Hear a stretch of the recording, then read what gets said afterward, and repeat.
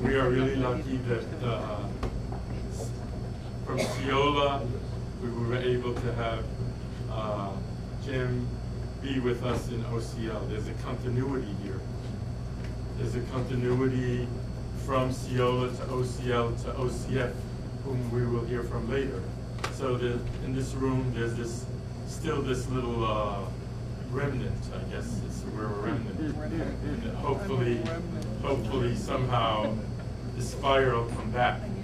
And we're very happy that Kweilin Nassar is here with us. And she is a resident of this city, and she works in media of some sort. The biography is in the program, and please look at it. She's going to talk to us about her experiences in CEOYLA in 1977. We're very happy she's here.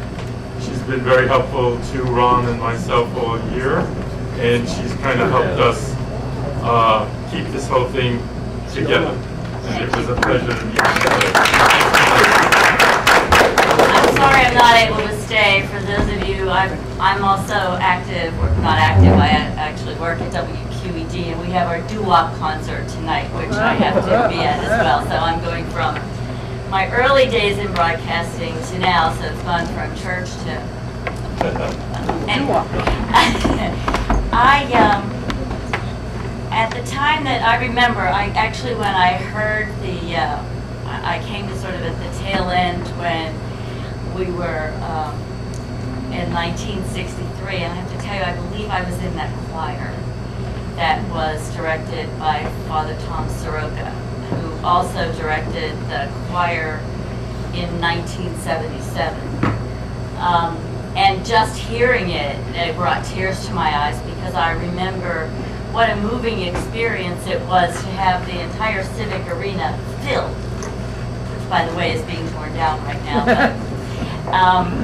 But it was absolutely filled, and I think the photographs that are back there are just so demonstrative of what had actually occurred during those CEOYLA festivals.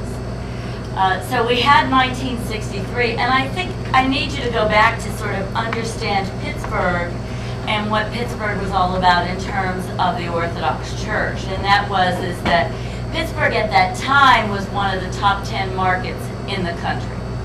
We were about 22, 23. And most of that demise started to happen, those of you who have been here all of your lives know, after the demise of the steel industry, because there were a lot of people, primarily of the Eastern European ethnicity in our faith, who obviously were going to be out of jobs. There were tons of people who were out of jobs, and I think that now what has occurred is a lot of those people and their children have had to move away. Obviously, as others did, because our population has decreased as well. So, but at the time, in 1963, 1977, Western Pennsylvania was the largest concentration of Orthodox Christians in the United States. And that's why the CEOYLA Festival was held here. Now that's important because, as I'm about to tell you the next things that I was involved with, I had been working at KDK Television, which is the CBS station, but at that time it was owned by Group W, by Westinghouse, which was sort of across the street. And so this was Westinghouse's home city. I mean, Westinghouse was as most of you know, was a powerhouse at that time, and now it's changed a lot as well. But I had been working at KDKA for about, I want to say almost, I was asking to know, I couldn't remember the exact date, but I was probably there for a whopping year and a half. And when I started there, I started out for about 6 months as a secretary to the general manager, and then moved into public affairs. And for those of you, for the women in this room, I will tell you that the organization now helped launch my career. And I say that because they had an agreement with the KDK, and as they were doing with many other stations, that they needed to start putting more programming on for women and have women on the air more. And so I was, when I moved to public affairs, another woman was promoted into doing something else, and they said, "Here, we want you to produce this show called Woman Is." I didn't even know what producing was, but they taught me. And so I produced a half-hour studio program. Okay, now that's important for you to know, because when I'm about to tell you what transpired in putting this show together, I look back at that and say, you were nuts. But in any event, so I did that I was probably into that for about a year. And my priest, obviously CEOYLA was being planned, and we all knew that it was being planned, and my priest came to me. My priest, I think at the time, was Father George S. Corey. Said, can we get the CEOYLA Festival televised? I said, well, I don't know. I mean, I certainly will ask.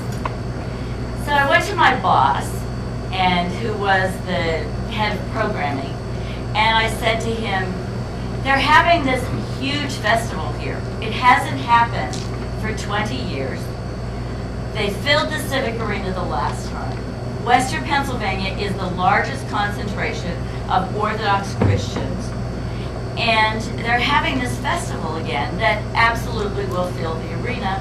I'm wondering if we can televise it.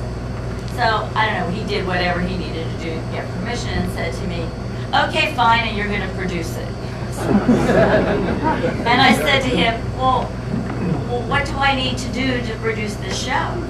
And he said, be organized and make sure everybody knows what they need to do. I said, okay. Now I'm going to think about a basketball game or whatever. We had to have had at least 6 cameras. We had a truck. You know those trucks that you see that do the sports? We were in a truck. But I would love to say, oh, that was all and we were shooting it. And then he said to me, you are going to, and this CEOYLA was in the afternoon, and I think we had a 1-hour window at 6 o'clock to be able to air this program that we knew was going to be longer than an hour.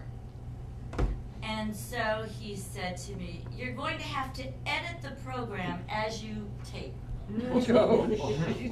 Okay. So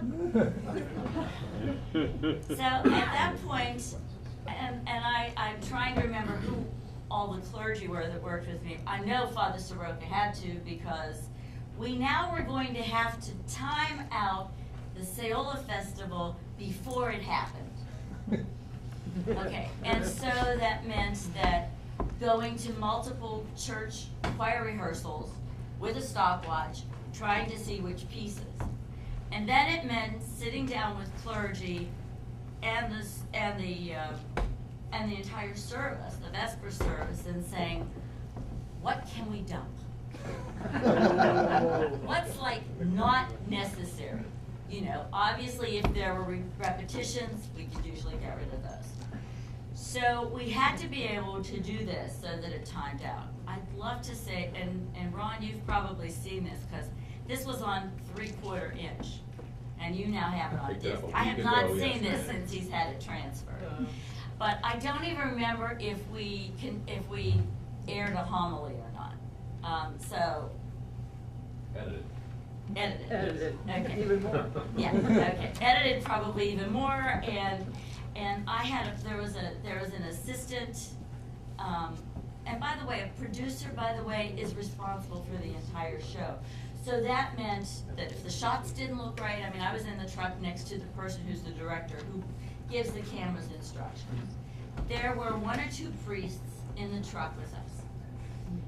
Broadcasting is not the cleanest of all languages when you're doing a live program. So, you know, I can remember one time that the director was saying to someone, get the flag. And they didn't get it. He said, get the flag. He he didn't get it, and he said, "Get the expletive flag." You can think of a 4-letter expletive, that's what he used. And I remember turning around to the clergy and I said, "Fathers, I'm really sorry, but you're just going to have to go with it." That's just sort of the way that it was. And it was very high tension in there because, again, we know what we have to tape, we know what we had to edit down, and it had to be very close to what we were estimating. And so I remember this big binder that I had with, I was even looking for it to see if I still had it, but, I guess in some cases I'm a hoarder, obviously. But actually, I had sent that tape to the Antiochian village so that they could have it for posterity. Forgetting technology was, so thank you for having that transfer. But it was very tricky, and I learned a lot. I know that by the time we went live, I had not had 36 hours worth of sleep. So, and that, I will tell you, is relatively typical of broadcasting in a large thing, but I had never done this before. And so there certainly had to be the grace of God in that truck with us and working with us as we were planning this. There was a lot of planning, advanced planning, because of the timing of it. And then it was aired, and it was probably what I would say, even though it was very early in my career, one of the crowning joys that I've ever done, because again, that civic arena was filled. The choir, can you imagine the audio that needed to be able to do to mic the choir? It wasn't as hard to mic where the clergy were, but you still had to mic the choir. And I was very fortunate to have some very good people working with me. And very fortunate that KDK was going to spend all of that money. We didn't pay for the show. This was what was called a public affairs program. And so, as I look back on that, I can't tell you today, that would be unheard of, unless we contracted with a television station or a company, And we have folks back here who are recording this, they would understand how much that's going to cost. They have a truck, and with that truck and everything else that it took, and that shows you how much television and broadcasting has changed. But it was also because there were so many of us, and that this was a national event, and that all of these people from around the country were coming here. And we did fill the arena again. And it was really, I have to say, a glorious time. I probably have not seen that show since maybe after it aired, because I was so worried. And I think we came out pretty close to being on time, which only God knows how that happened. But it was, I think that I'm glad that we did it. I'm glad I kept that tape, because I will tell you that stations, they said, well, can you go? We were even trying to see if we could find the 63. They don't keep that stuff. They very rarely. I think any of the things that KDKA kept, which were of significance, I think are now in the archives at Point Park College. And who knows how much of that they kept. You just can't keep that much tape. And at that time, there was just no easy way to do it. Now you could, you could put it on discs, you could have years and years, and it's not going to take up that much room. But we were taping, that was recorded on like a 3-inch tape. So the case that was on like this is like this, and the machinery was huge, and that went down to that.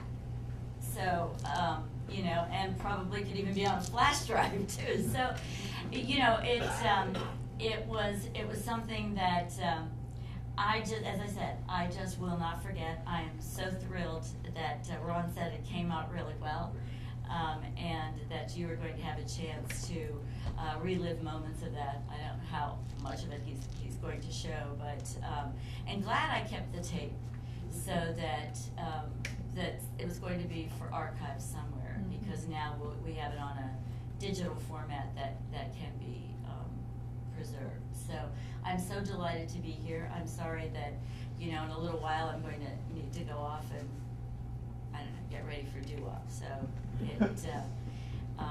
I was thrilled to work with Ron in getting all of this, and sometimes that was hard.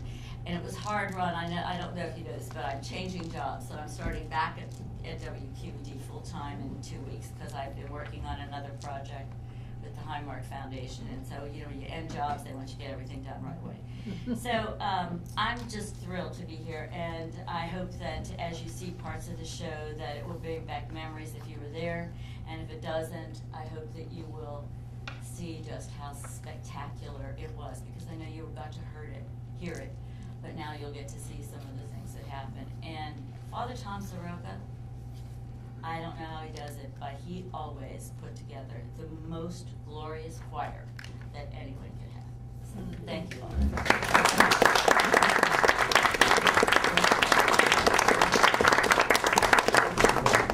Kweilin, because you're going to leave, does anyone have any questions? Oh, I'm sorry, I should have asked that. Others will stay and we're going to stay, so if you have any questions, we are sure happy that you saved the tape, because this is part of our history and our journey here.